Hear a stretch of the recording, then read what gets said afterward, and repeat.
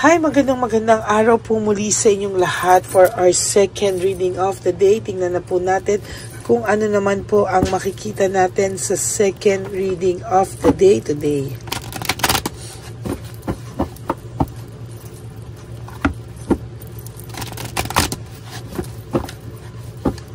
Yan.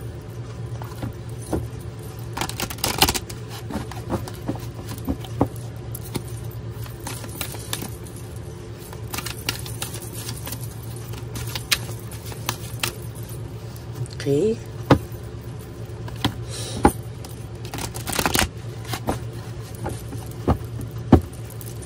Kailangan balasado lang po. Kamusta po kayong lahat? I hope na napanood nyo na po ang first reading of the day po natin ngayong araw na ito.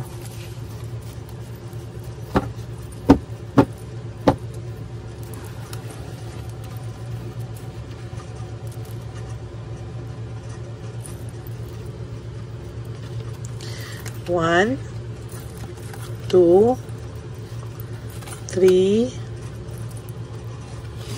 4, 5, 6, 7, 8, 9, 10.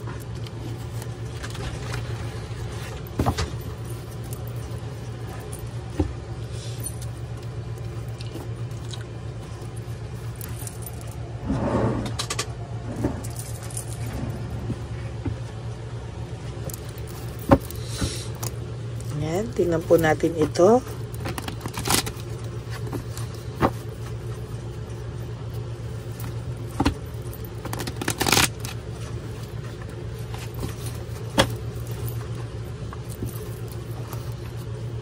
Huwag niyo pong i-skip to. Dito po tayo kumukuha ng koneksyon sa inyong lahat. Okay?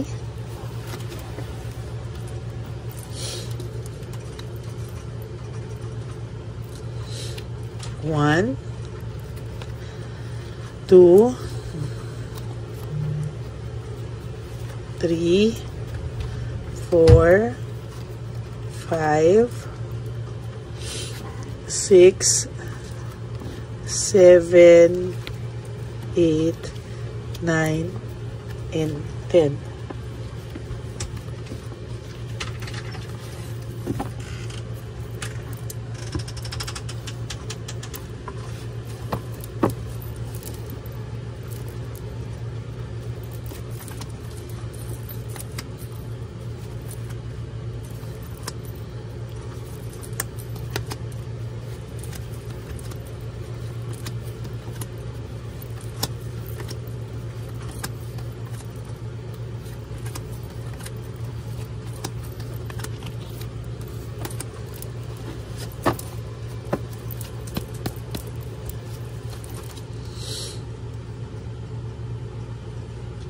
Panic.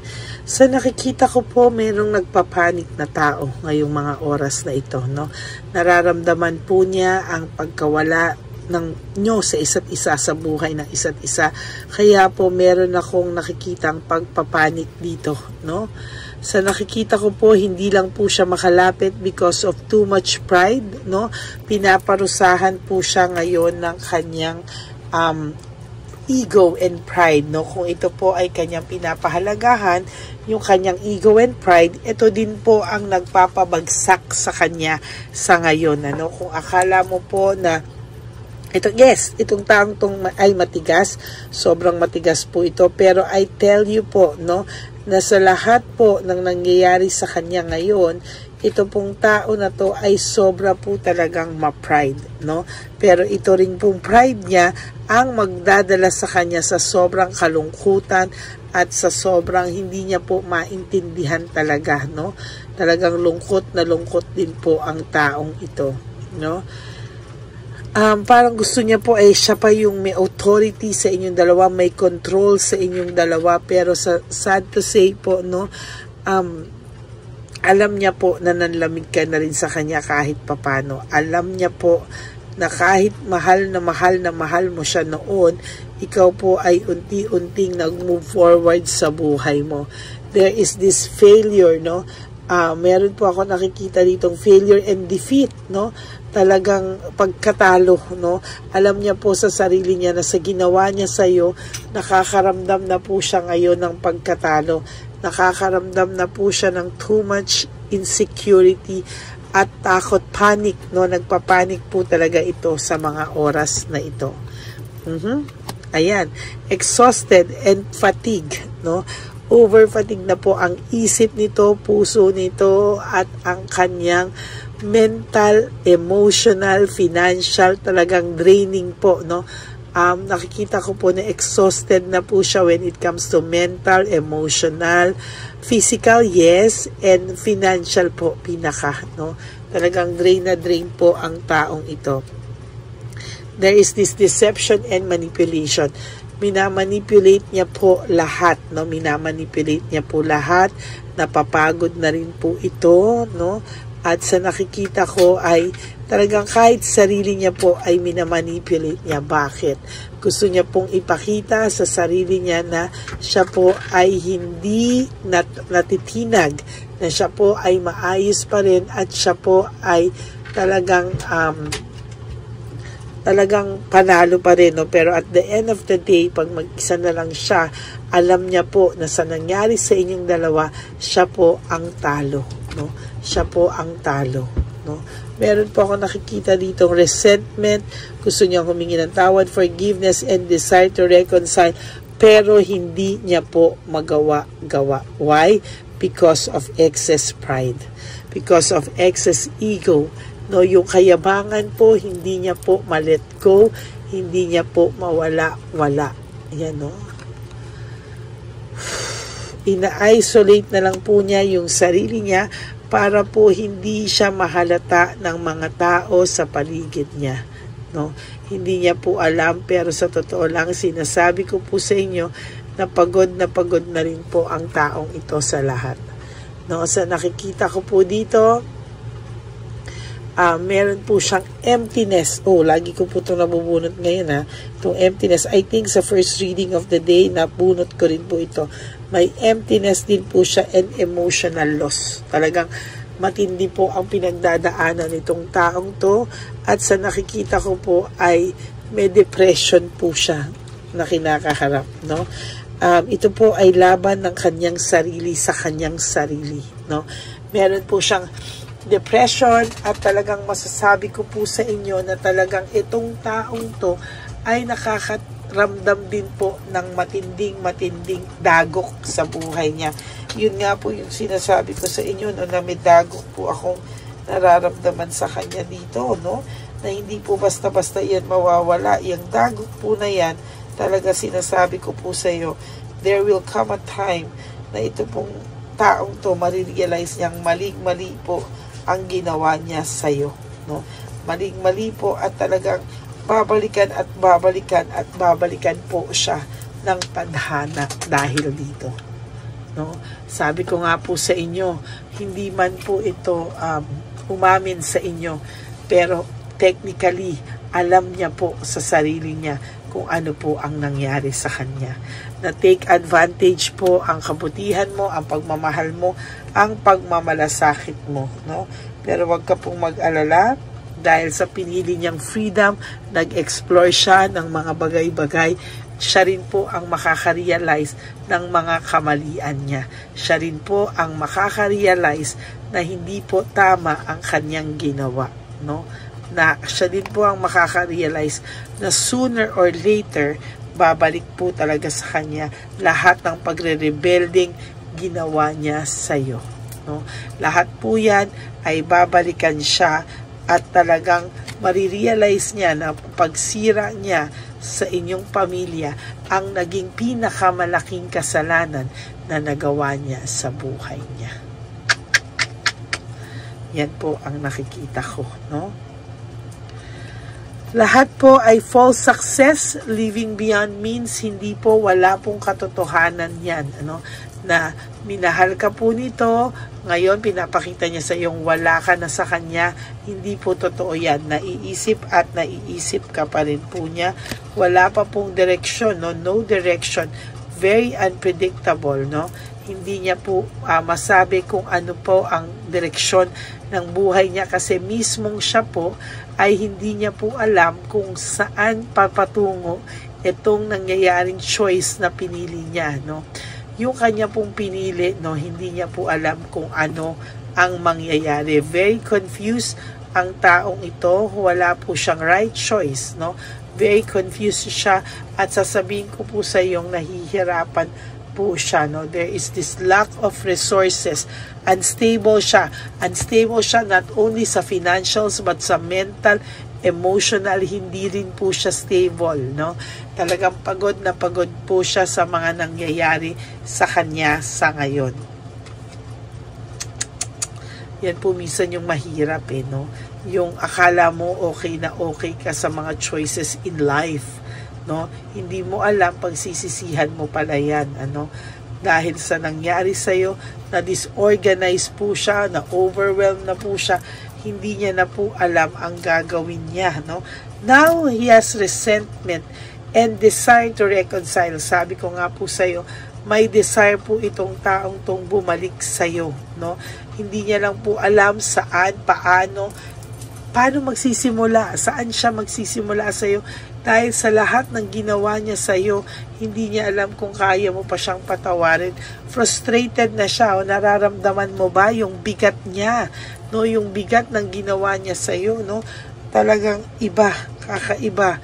Hindi, kahit siya mismo ay nahirapan, kahit siya mismo ay hindi siya makagalaw. Yan nga, as a matter of fact, for your last card, lack of initiative, no?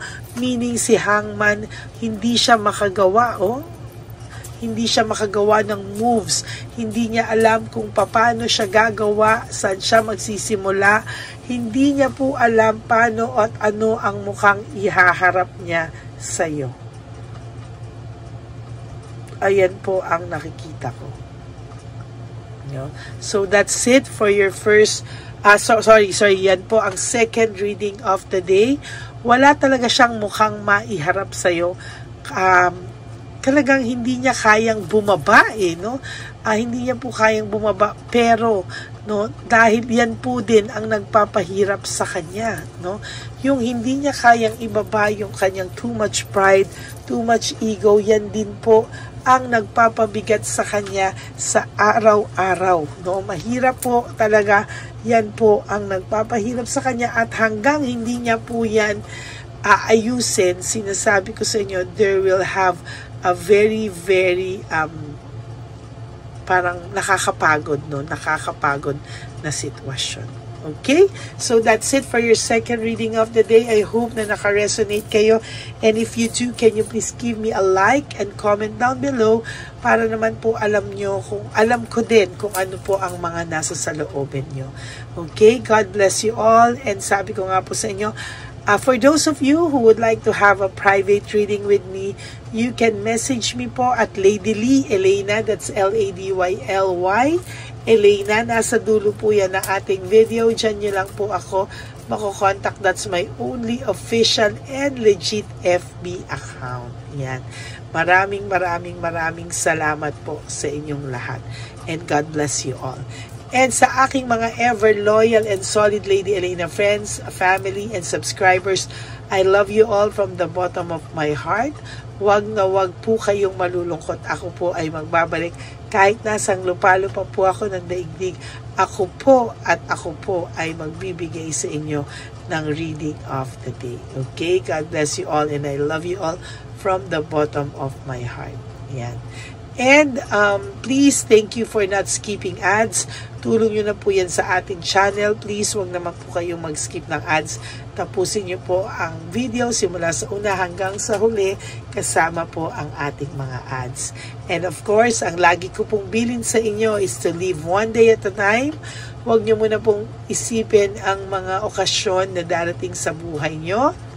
Just live for today. You do 3 things that will make you happy for today.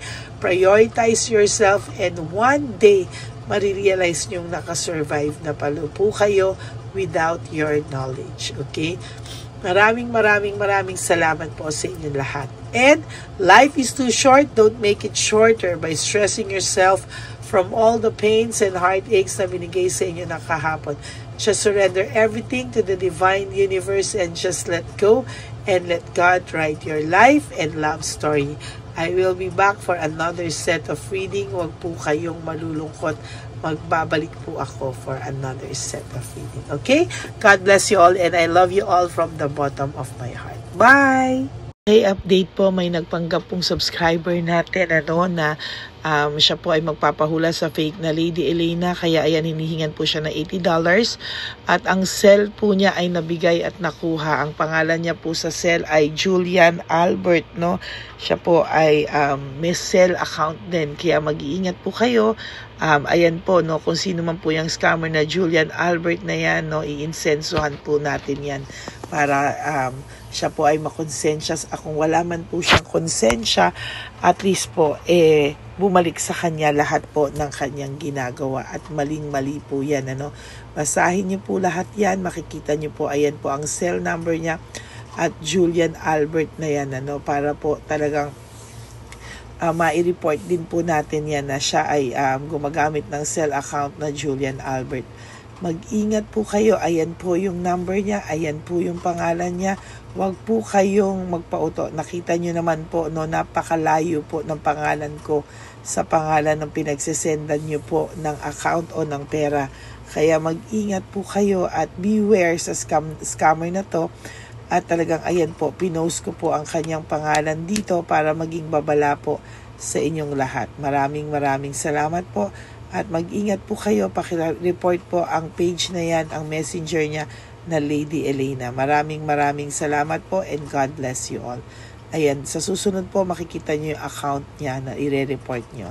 Salamat po na marami.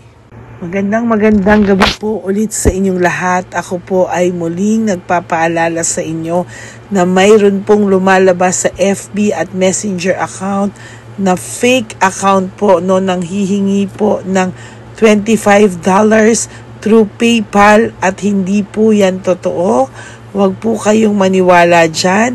At pag sinabi mo po na gusto ko pong marinig ang boses nyo or makita kayo, ang sasabihin po ay magbibigay kami ng link. Buksan mo yan at pagkatapos ay makikita mo ako. Huwag po kayong maniniwala dahil yan po ay hindi totoo. Yan po ay isang malaking scam na pag binuksan nyo po ay mahahack po lahat sa inyo. Mahahack po ang inyong mga personal details. Lahat ay mahahack. Ako po ay nalulungkot na ito po ay nangyari. Ngunit sa talagang may mga tao pong masasama at may mga tao po talagang hindi makatiis na hindi gumawa ng masama sa ibang tao. Pero maging aware po sana kayo, tulungan nyo po ako, i-report po natin yung fake na yan at sa FB para siya po ay mawala na at wala na po siyang mabiktima pa, no? Nandyan po lahat ng details at maraming salamat po sa inyong lahat, maraming salamat po sa inyong lahat at mag-iingat po kayo.